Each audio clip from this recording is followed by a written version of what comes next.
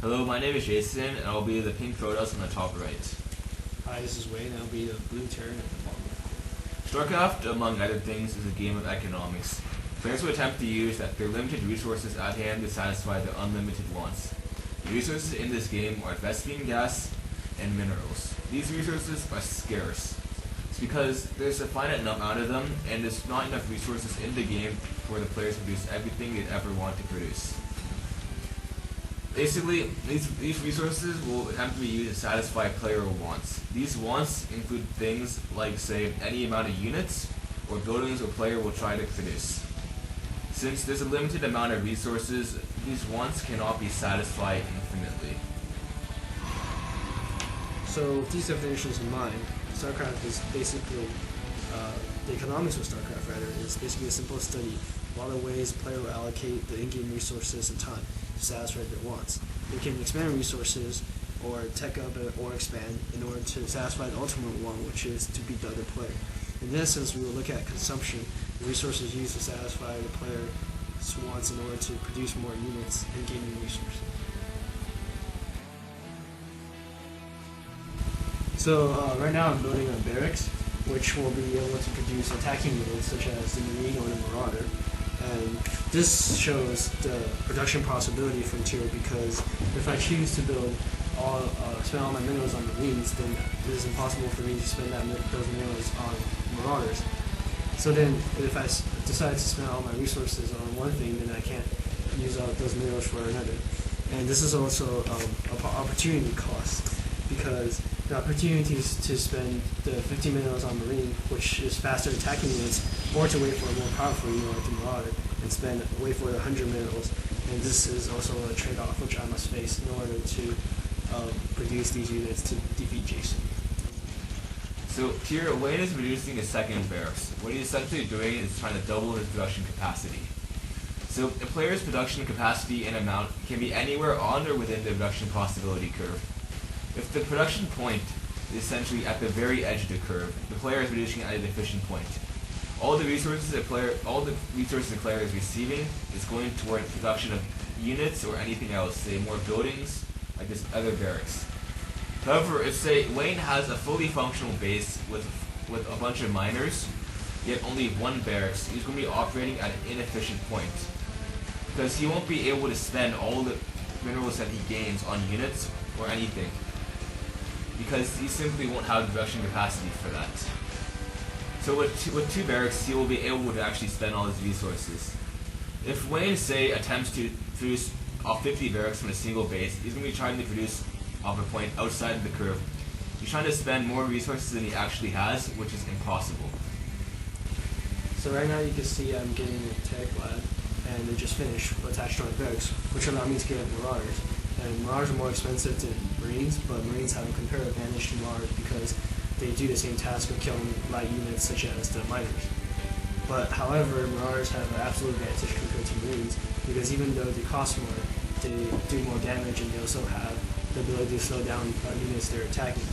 So they have an absolute advantage compared to Marines. So another factor that helps Wayne determine what unit to produce and how much he wants to produce of that unit is the utility of the unit. The unit utility is simply the amount the unit can satiate the player's desires and wants. Basically, a unit's utility is linked directly to its killing potential, basically how well it can destroy enemy buildings and enemy units.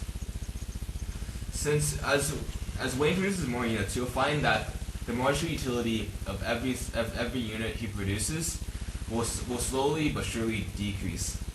At first, when say he only has one Marine, if he produces that second Marine, that Marine is going to have a very high marginal utility because basically he's doubled his army killing potential. That Marine is basically equal to the first Marine.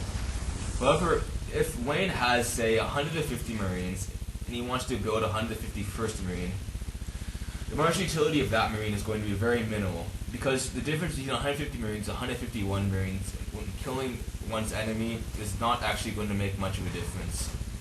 Instead, Wayne would probably rather take the time to move his Marines out earlier rather than wait for that last Marine. like what he's doing right now. Notice that that last Marine is still being built, but he moved out before that those Marines went out. So one thing we haven't touched upon in this entire game is unit micromanagement. Unit micromanagement is essentially the expenditure of the resource of time in order to increase a unit's abilities. Basically, with good micromanagement, units can win battles that normally wouldn't have been won. One example of micromanagement would be, say, unit kiting, in which long-range units attack a melee range unit, then move out of the way before they can be damaged by attack. This way, players use all their clicking time and game time in order to minimize unit damage, like what Wayne is doing right here. Notice that my Zealot isn't doing a thing, while his units are essentially taking no damage. So another way in Starcraft to model unit production would be the supply and demand graph. As we notice, unit prices don't change based on production value. They're essentially set in stone. So this way, we can say that prices are sticky. So essentially, unit production is entirely demand driven. Basically, this demand is driven by gameplay factors, such as the fact that Wayne attacked me much earlier on than I expected, so thus obviously my demand for units would have gone up significantly. If, say, Wayne had left me alone, my demand for attacking units would have dropped off and been very minimal, while, say, I would have produced a lot more mining units. Now, the axis would simply be, the y-axis would be unit cost, and the x-axis would be units produced.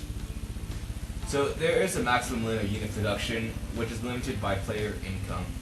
You can say that, when demand goes high enough, we can say that the player has a unit deficit, because the player has less units than he actually wants. So leakage in Starcraft is basically the amount of minerals not being spent on units efficiently. As you can see right now, I am focusing on how I can produce them, and therefore I am not queuing up units to produce at the barracks. And if you can see at the barracks, I have multiple units queued up. But the fact of the matter is I can only produce one queued up unit at a time. And therefore that is also a leakage in the form of itself. Because instead of spending the money on building more buildings or miners, I am actually wasting the money by spending on units that cannot be produced as they're in the queue. Only one unit can be produced at one time. Capital goods also exist in StarCraft. If you consider the miners I've built, that even though they can't attack, essentially 50 resources being spent by me in order to increase my income later, because the more miners I have, the more income I can gain. These are essentially investments for the future, because I spend money now to increase the production possibility curve by gaining more resources in the future. Well, while we're talking about all this, I took the liberty of teleporting a bunch of units into Wayne's base in order to win the game. One last aspect of economics in Starcraft is property rights. As you can see, Jason controls all the stalkers in my base right now, and I control all the buildings and units in my base so I can produce or attack Jason's units. And the reason I lost the game is you can see that I was expecting a frontal assault and all bases are going on these stalkers in my base and just destroying all the property. Essentially, I just took advantage of the fact that Wayne was not paying attention to his base and not to his frontline units. So I basically switched the chance to building a bunch of units. As you can see, Starcraft is a game that it may just seem like a normal video game, but there's a lot of economics in actually playing the game. And as you can see, Wayne is just taking all those miners in one last ditch effort to win, which really isn't very much. Essentially now, Wayne has pretty much lost the game. He has no hope. At this point, he's just waiting around for me to kill him off.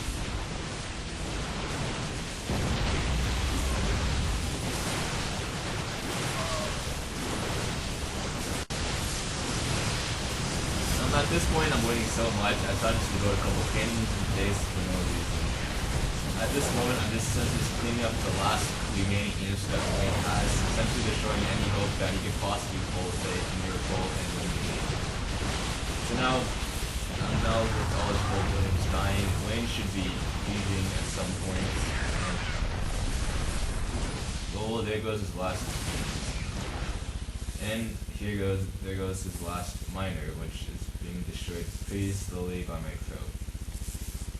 And with that, I believe it's GG. Yes, it's GG. Good game, Wayne. Give him economics, Jason.